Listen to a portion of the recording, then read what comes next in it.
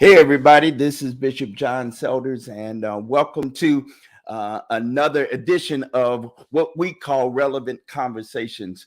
I'm very, very pleased and just godly proud to be coming to you using this technology to be sharing and talking and providing a platform for us to be in conversation with one another. And I'm liking every bit of what we're trying to do and the conversations we're having. I appreciate you for joining us. I appreciate the well wishes and the keep it comings and the feedback that we are already receiving from folk. And with by God's grace, mercy, and favor, we will continue to do what it is that we do. I am pleased tonight to share with you a relationship that is becoming dear. I've known this brother for a while from a distance. He wouldn't have known me from Adam, and yet I was appreciative of his ministry and his work. And then we had the opportunity not long ago to get to know one another even more closely. And when you meet people and we related, hey, you're familiar, right? You just know it. I don't know if that's ever happened to you, but that has happened to me. And so I wanna introduce to you Brother Woullard Lett, who is the New England regional lead person. It's sort of kind of, in free church, we don't, they don't have bishops.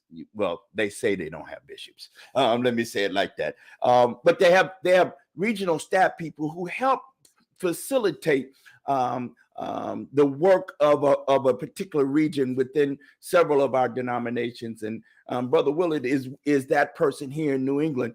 And but his work, that's just some of his work. Let's call it that's the work that the people pay him for. Mm-hmm.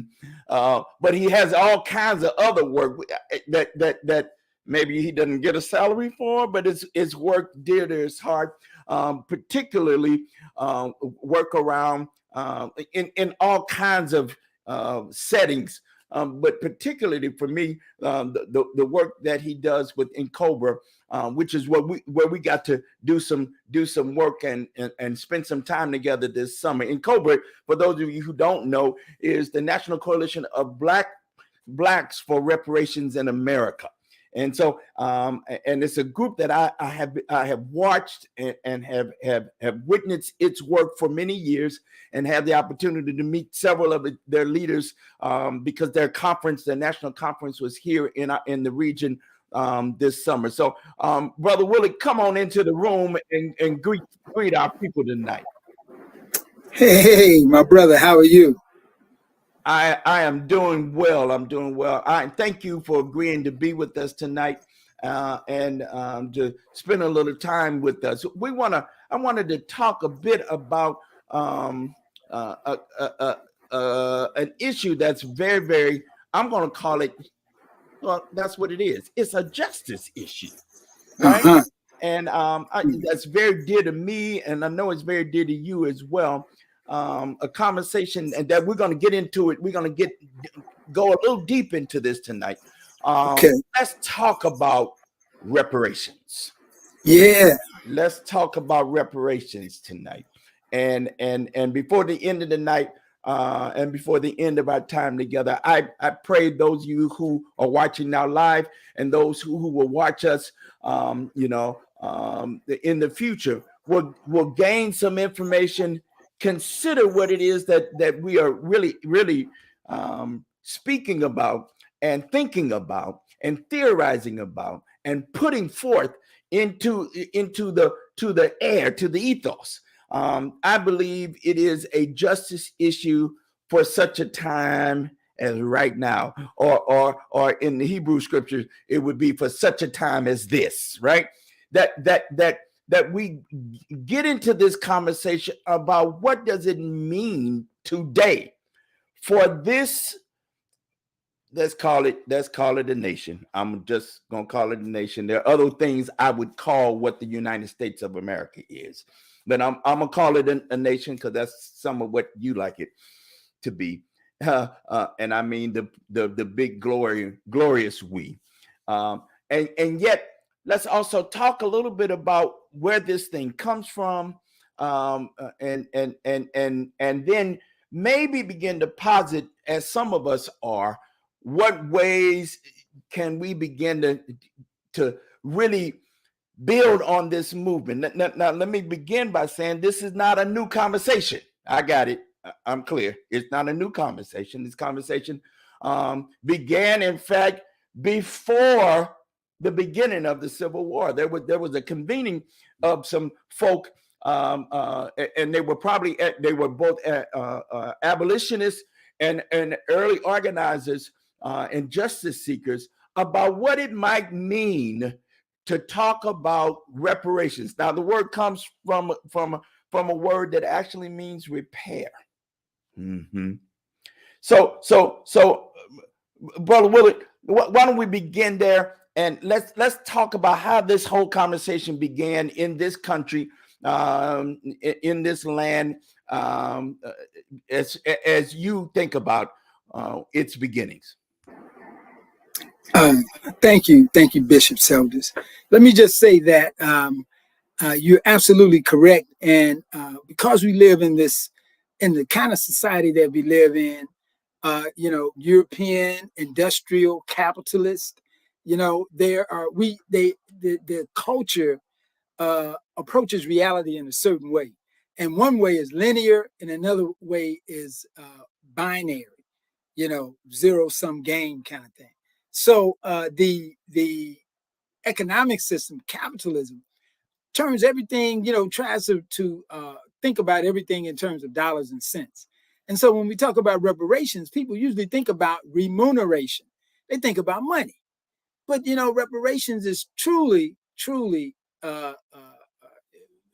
consists, of its origin is reparation is repair. When we're talking about reparations, we're talking about repair. And the issue of the repair what? Well, the people of African descent, have suffered an injury. And Cobra has identified 5 injury areas, but the repair are to the injuries suffered that include, most of the times when we hear and we talk about reparations, and please excuse me because I might slide into preaching a little bit. I don't mean to, but it just gets good to me sometimes. But when we talk about reparations, usually we talk about it in one economic context. We talk about how much money we're talking about, or 2, a political context. You owe us. Who gets what, that kind of thing. But the reality is that this reparation issue is a spiritual issue, because we remember, and it's seen very clearly, in the British colonial times, when Europeans got together and they said, like, hey, you know what? We feel like we've been done an injustice, and we feel like, we are due certain kinds of rights, certain inalienable rights that can't be taken away because they're endowed by our Creator. And at the same time, they were alienating African people from those same rights. So in many ways, they were taking African people from under the cover of God. They were saying, no. There is a God. It's a good God and a just God, but they don't apply to you. And so when we start talking about reparations, we're not talking about a broken labor contract. We're talking about a broken human covenant, And so when I think about and talk about reparations and the repair necessary, sometimes it takes strong medicine to deal with a strong injury, And when we talk about reparations, the repair, the reconstituting of African people in their peoplehood, we see things like the Gabriel Prosser revolt, where African people were saying, like, no. We, even before the Europeans went around and started talking about the Declaration of Independence, African people were declaring their independence. We talk about Nat Turner and Nat Turner's revolt. The same thing. He was saying, like, you know what? Me and my people, we've been endowed with certain unalienable rights, endowed by the Creator. So nobody got the right to take that from us, you know. And he also said, and we're taking it back, you know. But so, you know, reparations is repair. It's it is about repair. And in Cobra has identified 5 injury areas. You know, I mean, you will hear, and I also will sometimes talk about opportunities where, like Belinda Royale in Massachusetts back in the 1700s, she sued the estate of a former enslaver, saying, "Hey, you know, this guy, he had me enslaved all this time, and now he's died. His estate owes me, you know, owes me for the work that I've done and the value that I produced." And she received it. So some people, you know, point to that and say, "Oh, whoa, that's an early case of reparations." But you know, African people suffered injuries in 5 areas. They suffered an injury in peoplehood, nationhood, meaning that, as I stated initially, African people were not treated as people. You know, they were treated as property. And there was a concerted effort to, one of the reasons why African Americans are such Pan-Africanists, because of the efforts of the European to separate us from our culture, from our nation, you know, from our, even the memory of our family relations on the African continent. So peoplehood, nationhood is one injury area. Another injury area is education. You know, first, during one period, it was against the law for African people to be educated. And if you, as an enslaved African, turn out to be educated, you were subject to be put to death. You know, and if you were a European who did the education, you would be severely punished. But even now, when education is available, as our brother Carter G. Woodson said in his seminal text back in the early 30s, you know, it's miseducation. You know, the education we get is miseducation. Another injury area that we suffer is health. You know, both mental health and physical health.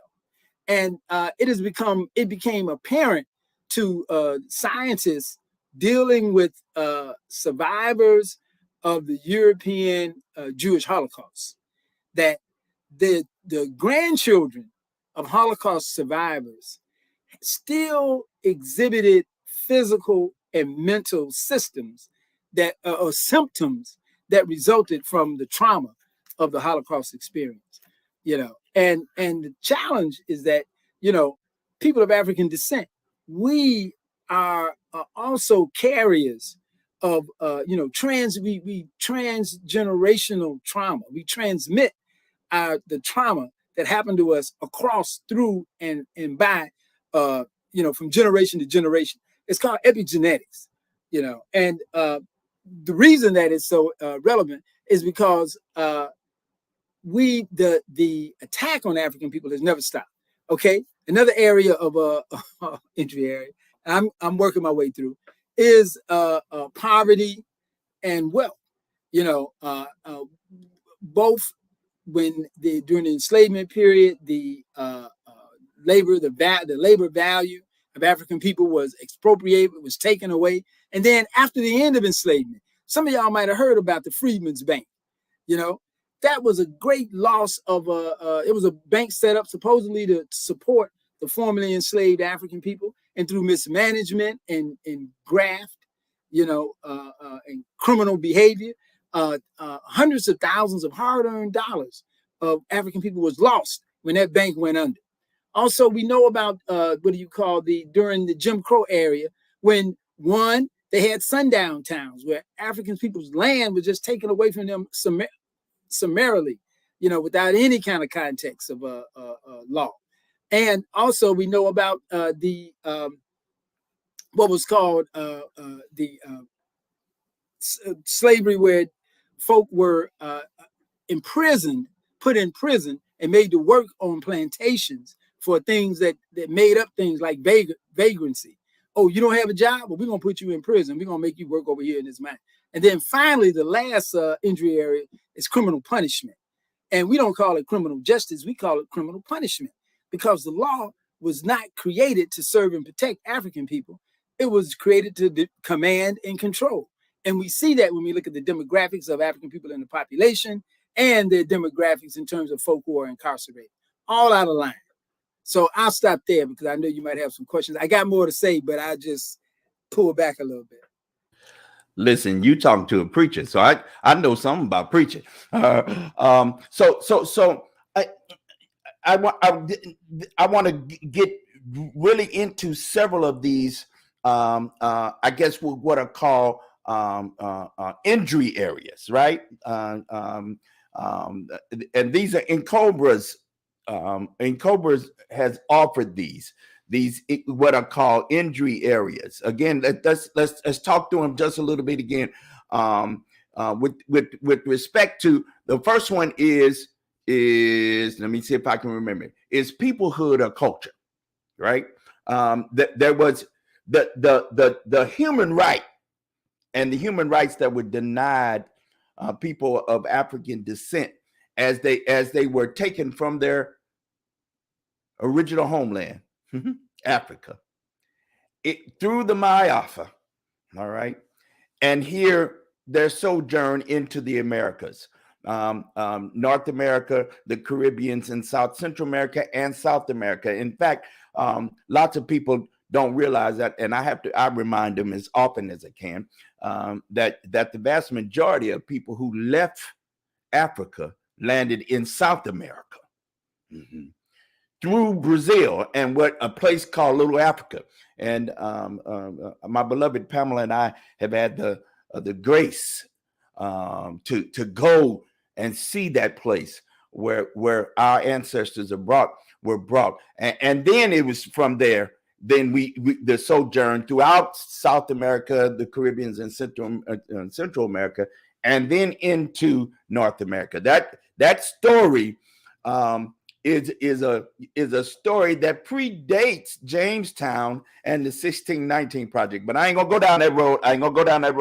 I'm just saying that if we're gonna tell the truth, let's talk the truth, and let's share that our beginnings don't start there. Our beginnings start thousands and thousands and thousands of years ago, in a place that people who are melanated. We come from another place, and our beginnings is not here, and our beginnings don't begin in this narrative of being enslaved. But okay, peoplehood and culture. The second injury area is education, right? Or I love that Carter G. Woodson called it the miseducation of the Negro. Third area is health, both physical health, mental health, including trauma and the historic trauma. You used the term epigenetics, and I would love to, as we continue to have that conversation, let's talk about what we remember because it's in our DNA. Let's talk about the pain and the injury that's beyond what we have experienced in our present day, that's connected to the pain of our people and where our peoples have gifted us that. If they've gifted us gifts and their spirit, they also have gifted us some of that trauma, right? Then there's this notion you raised it about wealth and poverty. The conversation that you can get free work. Okay. Explain me this. 400 years, you don't have to give me no check. Me and my people. You ain't got to pay. You got free labor for 400 years. And you mean to tell me you ain't got to do nothing? Okay, all right, but let's have a conversation about what that looks like. And of course, lastly, you framed it as criminal punishment. Yeah, I call it, people will refer to it as the criminal justice, and I call it the criminal injustice project, right? That there ain't no justice in this at all for many of our folk. The laws and law enforcement and the continued denial of Black and brown people's humanity in this piece here, I think is of great importance. So NCOBRA has said, listen, there are some injury areas. Now, you all have talked also about what are considered juxtaposed, what are considered remedy areas, right? Right? Yeah, I thought I would get you on that. I done a little work on what y'all talk about. Could you talk a little bit about what you mean by these remedy areas? If there are injury areas in reparation, there are then for us, explain to us these remedy areas. Okay, thank you. Yeah, the remedy areas were developed by the United Nations as part of its work with, because while African people here in the U.S. Suffered their injuries, we're not the only, here in the U.S. is not the only place where African people have suffered, and Africans are not the only people that have suffered. So the United Nations developed a response or a definition of reparations that includes 5 areas that we call remedy areas. And just as we discussed the injury area of culture and peoplehood, the first remedy area that the international reparations presents is restitution, to restore people to its former self, prior to the criminal act. We talk about health as an injury area. The United Nations defines rehabilitation, both physical and mental rehabilitation, as a remedy that should be offered through the process of reparations. While, we talk about wealth and poverty and as an injury area, the United Nations talks about compensation, saying that, to the extent that it's possible, that to determine that the economic resources that have been deprived of a people should be returned, and Cobra says, compensation is necessary, but it's insufficient by itself. We demand full repair. Yes, compensation, but, necessary, but insufficient alone. Another area, while we talk about the injury area of education, the United Nations has identified as a remedy area something called satisfaction. And satisfaction says that, you or a country, and a people that have violated the rights of other folk must, acknowledge those, the wrongdoing through the educational system, through public, plaques, statues, monuments, taking full responsibility for the wrongs committed, as well as informing and educating its populace and its, government officials, police, school administrators. And so that's satisfaction. And then finally, while we define and look at an injury area as criminal punishment, the United Nations points to a remedy area that it says cessation of the criminal behavior and a guarantee of non-repeat. That's a remedy area. And one of the challenges for African people, particularly here in the U.S., but worldwide, is that, while there are some people, like you talk about the Jews in the Holocaust, the Holocaust, it was 5 years. It was terrible, but it was 5 years, 10 years. You want to talk about earlier pogroms around Europe, but the assault against African people has happened for 500 years, and it's been unceasing and ongoing. So we don't have the opportunity to, repair, to have a place for us to heal, because the scab keeps getting pulled off. The bruises keep coming. The beatings, they never stop. They never cease. When we talk about, epigenetic and how your environment affects how your genes express themselves. When you're in trauma, we see stuff like, there was a public television did a show called Unnatural Causes. And in that, they had a segment called When the Bow Breaks, where they talk about women and pregnancy. And they were saying that, one of the things that when you look at women of African descent, they have more complications in the birthing experience, more premature births, more low birth weight babies. And so one of the theories that came up was like, well, maybe they don't they got low birth weight babies and all because they don't, have the education that they need in order to know what to do. But they found that, and they said, oh, and maybe that's not all of it. Maybe they don't have the money to get the kind of food that they need, in order to have a positive outcome. But they found that college-educated, high-income women of African descent had birth outcomes that were synonymous or at the same level as high school educated women of European descent. And so that couldn't be it. And so the theorists, the scientists said, well, okay, wait. Well, we know what it is. It's because it's physical. It's your makeup, your DNA, how you, like your physical stuff. And so, you got this African stuff in you. And so they did a study. They looked at first generation women who came to the US, and they looked at their birth outcomes and, compared them to African American women and European women. And they found that first generation African women had the same types of birth outcomes as European women. But their children, once their children had been here a generation, then they reverted to the same the outcomes of the African American.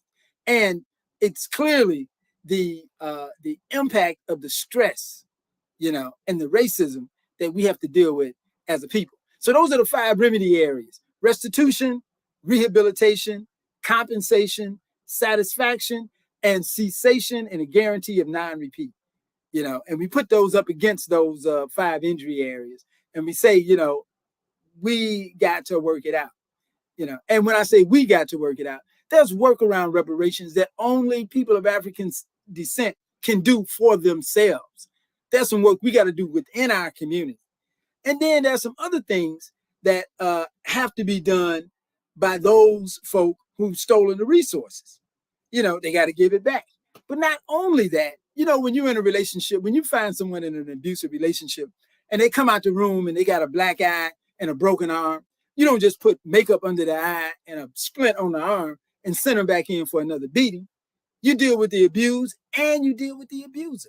And so Europeans got something to do. They got some healing to do. They got some repair that they got to do within their community for themselves, on themselves. So, and I'll stop there. Yes, sir. And you're going to continue to talking in a minute. I want to do just a little bit of reset. So we're talking about reparations, right? We're talking about reparations. We're talking about something that is not new. It's not a new conversation. It's not a new phenomenon. This idea of reparations, as I mentioned at the very top of our conversation, I believe 1854, there was a convention of Black folk in 1854 that called for the federal government to provide what they call, interesting, a national indemnity. That was the word that they used as a way to redress the grievances of this, what they called an unparalleled wrong or unparalleled wrongs that slavery introduced and continued to carry on in the lives of African folk here in North America. Sojourner Truth and activists like her and organizers, and she called it, she said, listen, immediately after the Civil War, she organized a petition seeking for public lands to be gifted to former enslaved folk, right? Bishop Henry McNeil Turner, he my guy. He's the bishop in the African Methodist Episcopal Church. I like him. I'm gonna do something. I'm gonna do some writing and some talk about Bishop Henry McNeil Turner. Well, he calculated in the mid 1800s.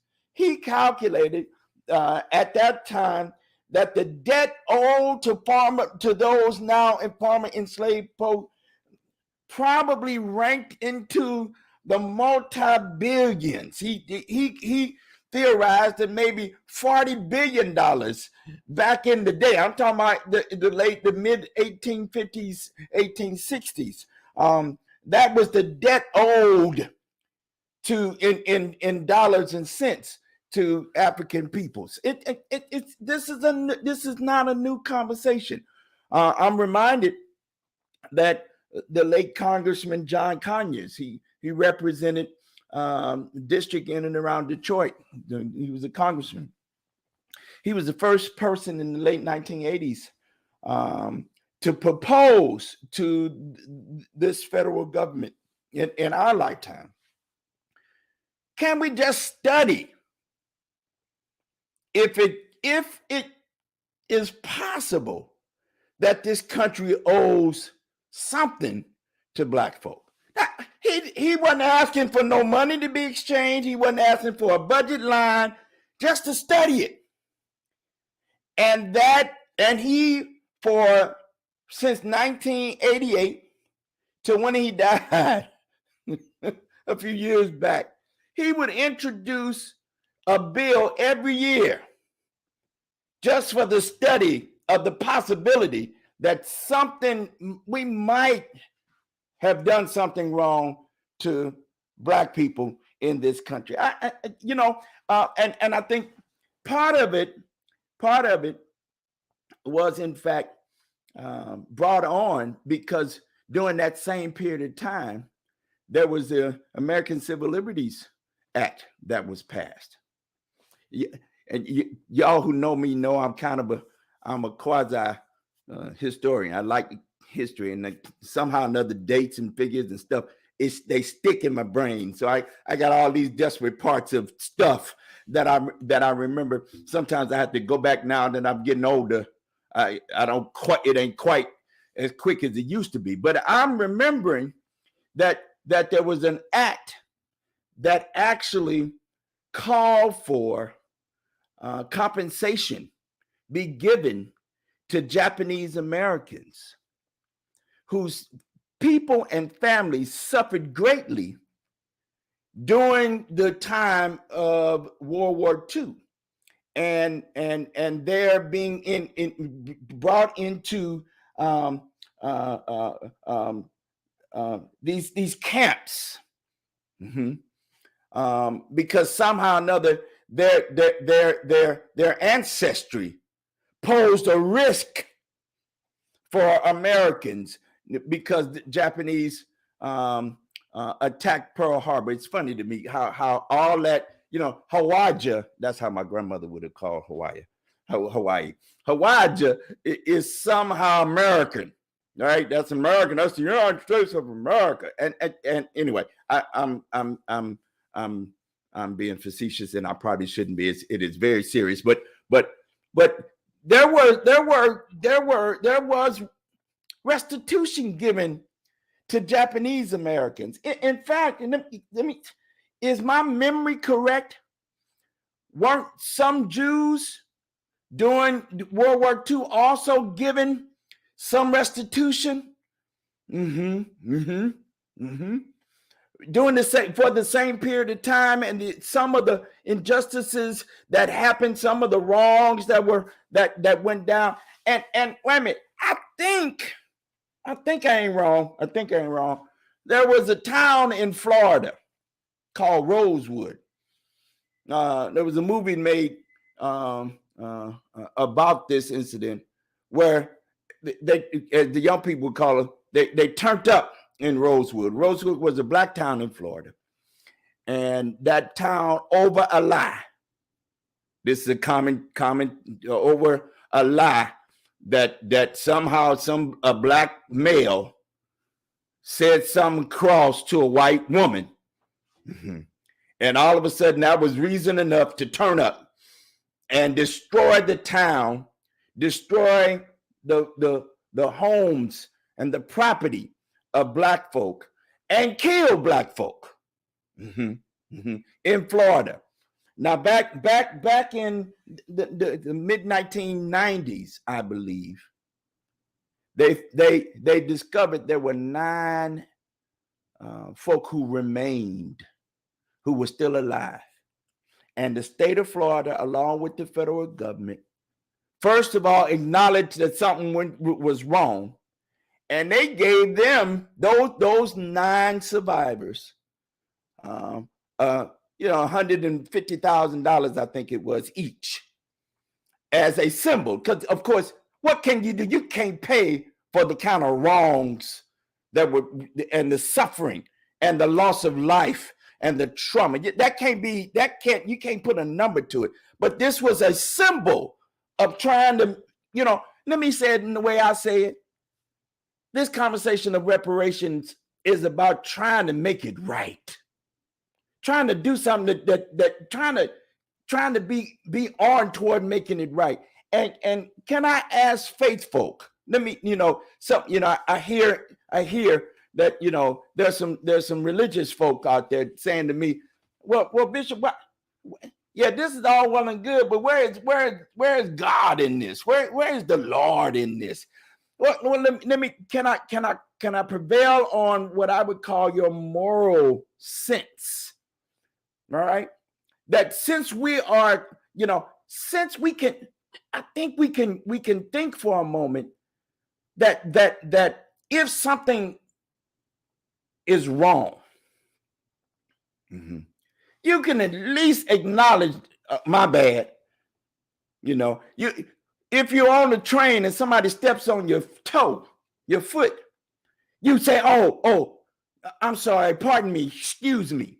There's an acknowledgement, ouch, and an acknowledgement that something went wrong, that something happened, and you acknowledge it. What reparations is at least an attempt in my mind to do is to, one, acknowledge that something was wrong here. Let's just acknowledge something was wrong, and then somehow or another can we have a full-throated conversation about how we might begin to be accountable or to come to some account around it. You go down there to the store.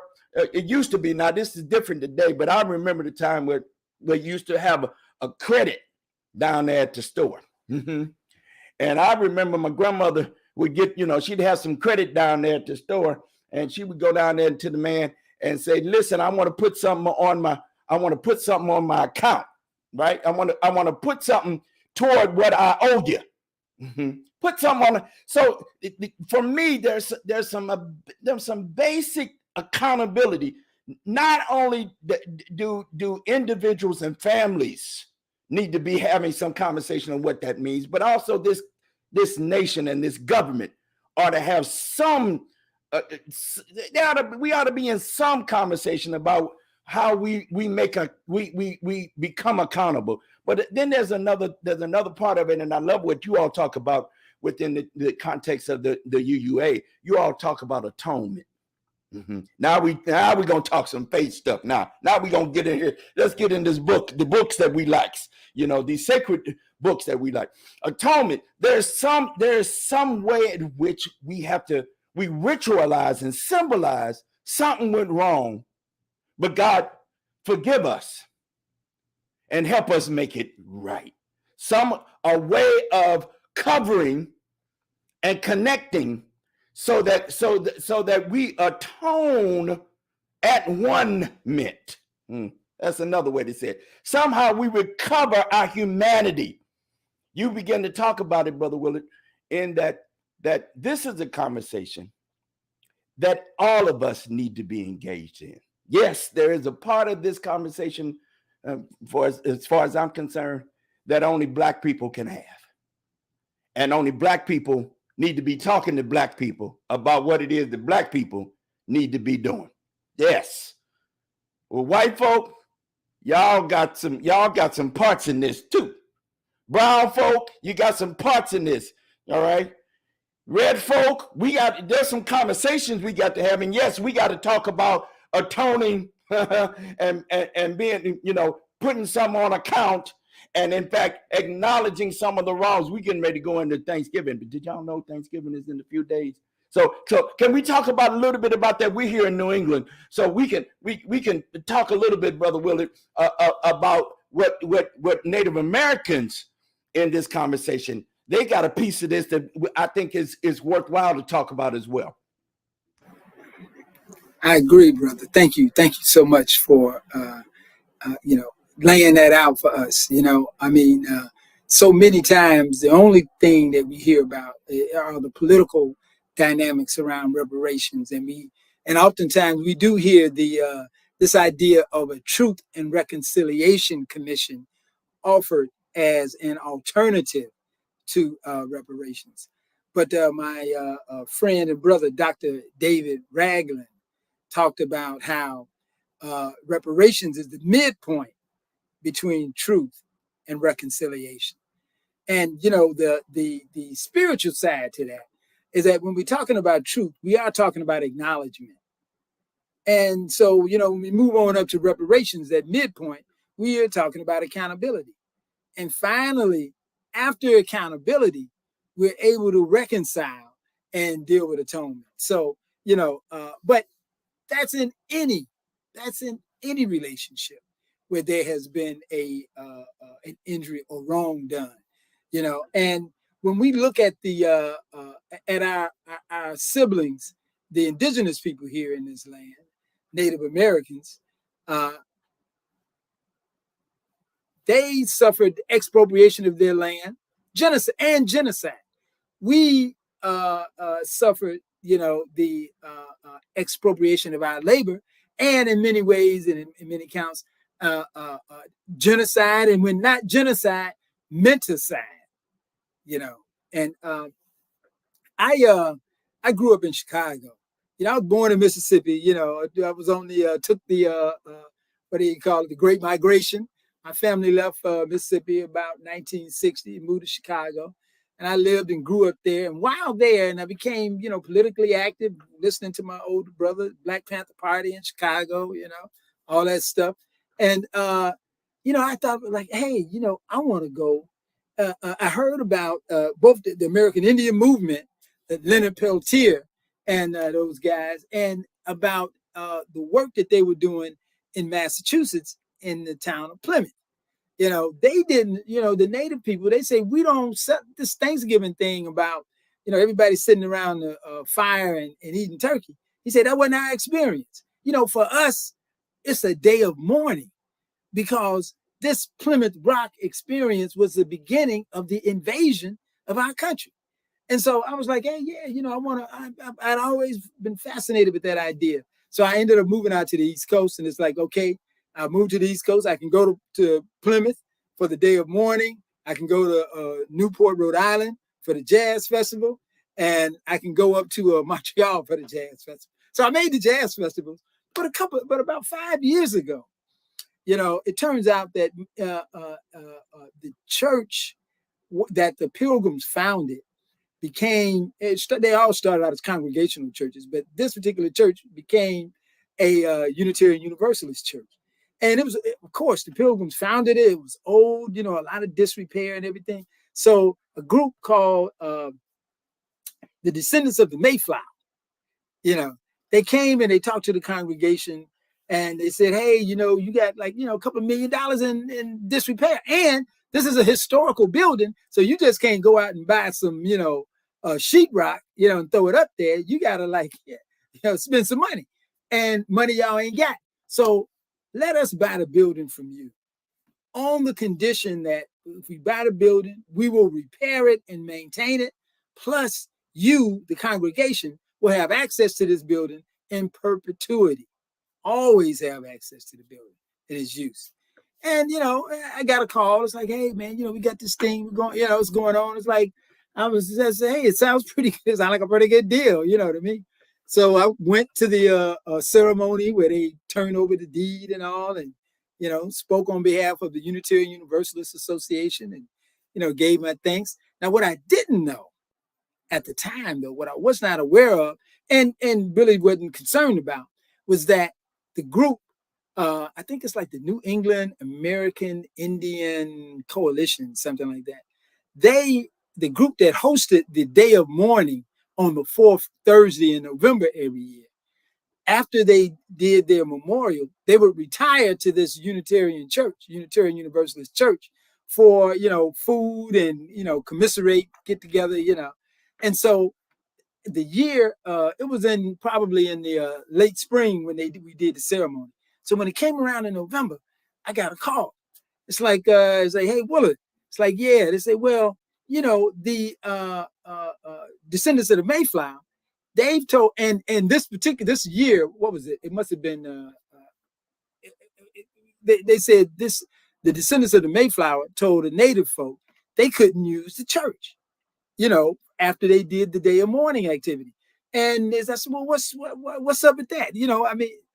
They said that the Unitarian church could, we could always use that space. Congregation can always use the space. They said, like, yeah, the congregation can use it, but these folk ain't the congregation, first. And secondly, it's under repair. They got scaffolding up everywhere and everything. It's an insurance issue. So that's our excuse. And they say, like, this is you over the churches in this area, this is the problem and it's your problem. Fix it. So that was the first year. So I, got on the phone and I worked things out. But that was the first year that I went to the day of mourning, And I was standing out there in front of the stage where the speakers were at, talking about their experience and memorializing, their challenges living in this land. And I was out there, it was raining a little bit. The wind was blowing. It was in late November, so it was kind of cold. I was clutching my coat, standing. And I thought about it, it's like, oh, well, I know I'm cold, but my ancestors probably went through worse than this. So I know I can stick this out. But then it occurred to me, it's like, you know what? We, all of us, and they had people bust up from New York City. It was a bunch of people out there. I said, all of us, we all standing around here, and we all know it's undeniable, and it's admitted that this land belongs to the Pequot people, the Native Americans. We know that it was their land. We know that it was stolen from them, and still we stand here and we are collaborators and complicit in maintaining that unjust relationship. Just like what happens with people of African descent when we start talking about reparations. Bishop Selders named several early reparations attempts in our history. There was a sister named Callie House who started the ex-slave pension movement in the 1919s. And she was so successful that the federal government said, you know what? We got to do something about this, because people are starting to call their legislators and get all excited. They put that sister in jail. So what you put her in jail for? They say, well, because people are sending in her memberships, like 10 cents, 50 cents. They sending the memberships to her through the mail. So, well, what's the problem with that? They say, well, it's mail fraud, because she knows we ain't gonna get nobody no reparations. So it's mail fraud. And they locked the woman up. And that's the kind of mentality that we're faced with and that we're dealing with. But we got to deal. We got to deal with it, and we got to push back against it. So I think that the thing that we really got to understand is, while compensation is necessary, it's insufficient. There is this, it's not about a broken labor contract. It's about a broken human covenant, and we got to broaden this thing out for full repair. We can't afford to settle for, somebody giving us a few pennies for the enormity of the injustice that they've done.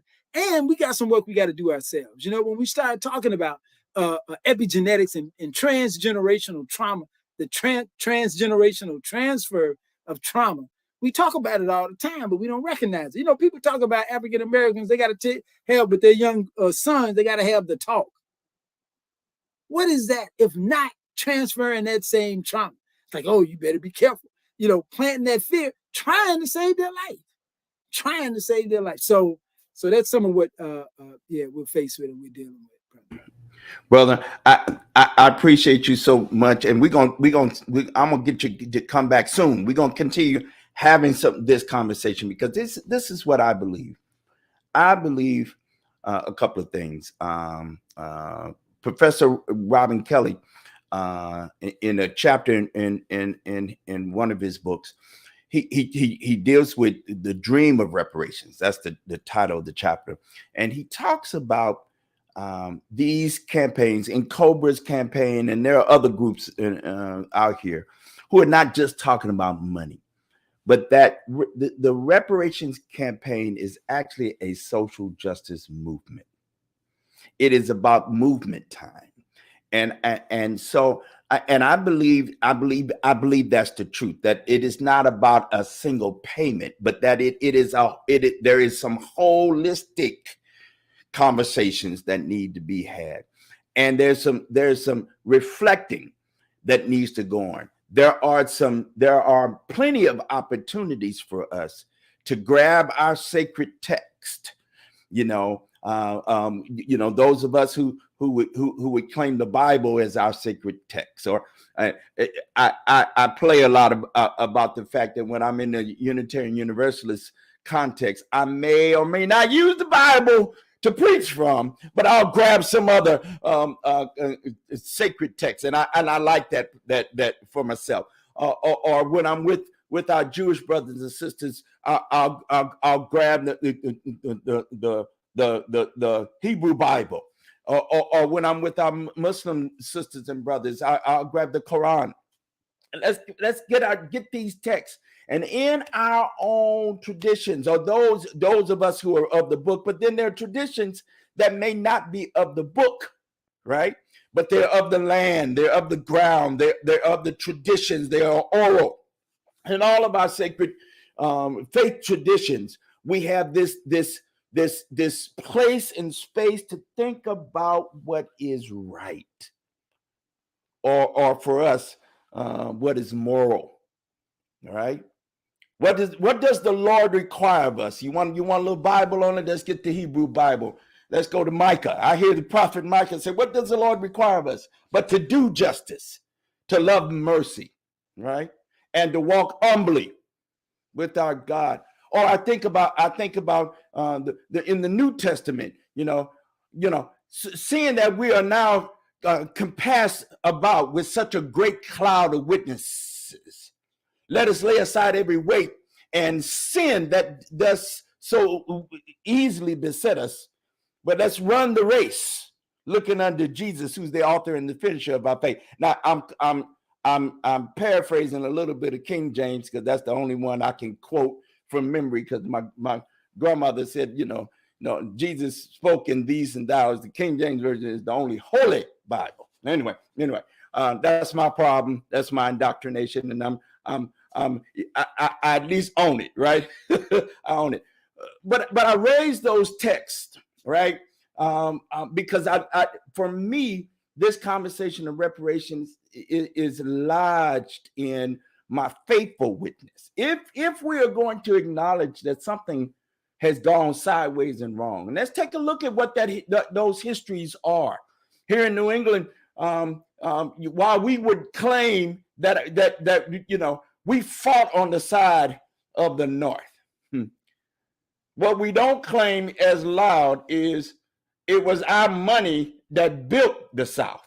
Oh boy. Woo-wee. And we can tell a story. Let's tell the story of that, so that in Rhode Island, we got people, the first banks, the financial institutions that what we call got started in places like Providence, the Browns, and others, right?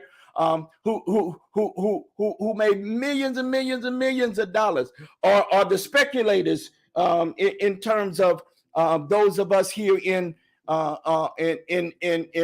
Connecticut, we're now, those early speculators is now the insurance industry, and what complicity that they have in this, in the injustice of the human cargo in this enslavement period. Let's tell some of these stories. Let's look into some of our churches here, these 300+ year old churches, and find out who are those owners. of enslaved people. Who were those enslavers? And let's tell those stories. I know it's harsh. I know it's hard.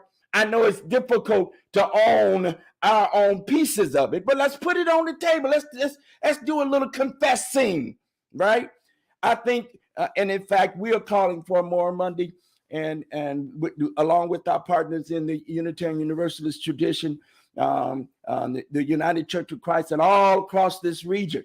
We're calling for every congregation of Christian tradition, Muslim tradition, faith tradition of any sort, Jewish traditions. Let's have some of these congregations. Let's tell some of these truths. Let's own some of our own narratives and our own complicities and our own guilt, quite frankly. Let's own it. Let's talk about it. Let's ask God to help us think through what are going to be ways that we can responsibly and with care and compassion and in the context of love, begin to do something different.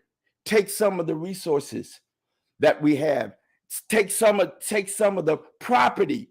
Let's have some conversation of what it might mean to restore property that is formerly property of stolen property from Native Americans, and give it back and coexist on the property together. What does that look like, right? What powerful testimony of faithful people could we be if we would give ourselves and give to ourselves the real heart of reclaiming our own humanity? That's, at the end of the day, for me, Brother Woullard, that's this conversation. And so for us, I know there are groups and organizations, you and I are a part of some of this national conversation, that will take a look at mid next month in December, and call it out and talk about what does reparation, what might it mean, and focus some of our time around giving back and what it might mean. We're almost at time, and I appreciate you very much being with us. Any final thoughts for this? This is just a down payment. We gonna mine some of this out some more, Brother Woullard. You got any last word for this installment? Yes, let's work at hooking up one to another as we do this work, because there's many of us, and we got to work together. That's what we're looking for: divine unity. Yes, sir. Yes, sir. I am. I'm excited, quite frankly.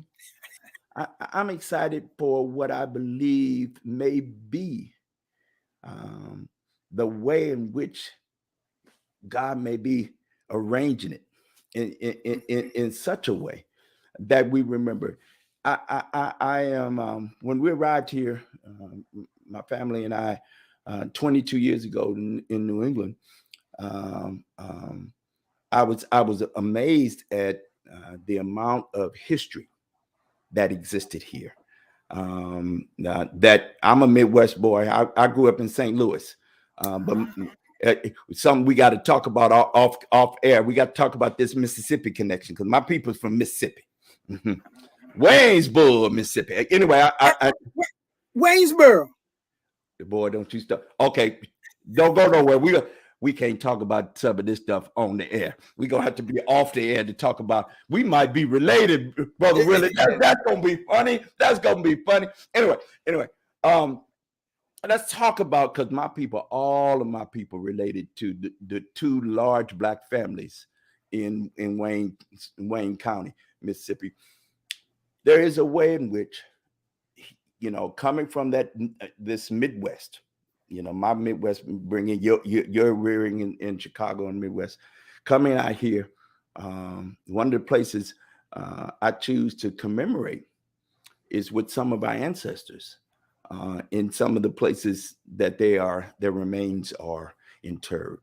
And so I discovered where Foon, one of our ancestors and African ancestors, who was a part of the 53 Mindi, who were captured on the boat La Amistad. He died here in Farmington, Connecticut, not far from where we live here in Hartford. And I commiserate. I go out to his grave annually, at least. And there are other ancestors. There is good folk here have done good work to uncover what is called the Underground Railroad here in Connecticut. And they make that connection from southern end of Connecticut and Long Island into Connecticut and on up into Massachusetts and New Hampshire and Vermont on to Canada. Right. They do that journey together. And I think about the stories that those ancestors through their lives that they tell. And here are opportunities for us in today's context to take what we have and do the real repairing work, the healing work, the manifestation of what I would call, let's use some faith language, charity, but just good old charity. Let's just call it out what it is. What might it mean if, in fact, we spend some of our times just doing the good old work of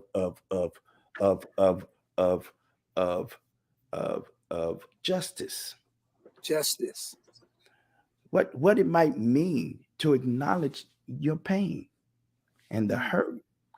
What might it mean to say I'm angry, right? I'm upset that the legacy of this enslavement period has called for when I move into a neighborhood, you would redline me out of the next neighborhood that I could go to. I mean, there's so many structures.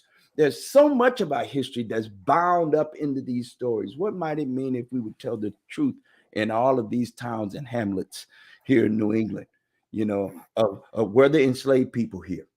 Were there owners of enslaved people here?